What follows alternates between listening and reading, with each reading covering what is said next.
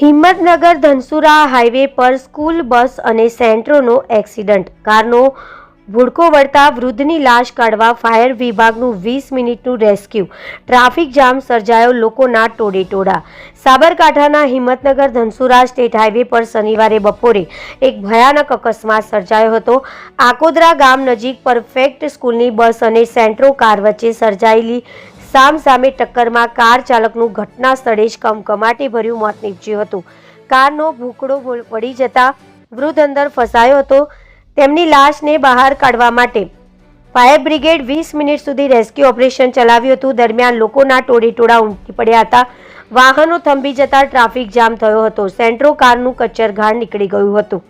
મળતી માહિતી મુજબ અકસ્માત એટલો જોરદાર હતો કે સેન્ટ્રો કારનું કચ્ચરઘાણ નીકળી ગયું હતું. કાર સંપૂર્ણપણે દબાઈ જવાથી ચાલક અંદર જ ફસાઈ ગયા હતા. ઘટનાની જાણ થતાં હિંમતનગર ફાયર વિભાગની ટીમ તાત્કાલિક ઘટના સ્થળે પહોંચી હતી.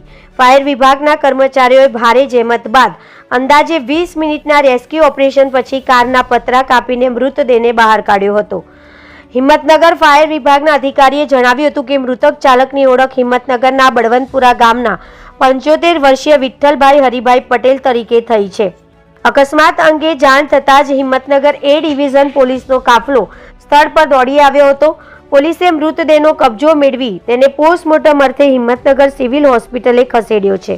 પોલીસે આ મામલે અકસ્માતનો ગુનો નોંધી વધુ કાયદેસરની તપાસ હાથ ધરી છે. હાઈવે પર સર્જાયેલા અકસ્માતના પગલે થોડો સમય ટ્રાફિક જામના દ્રશ્યો પણ સર્જાયા હતા. Reporter Hamid Mansuri, BA news Gujarati, Sabarkantha.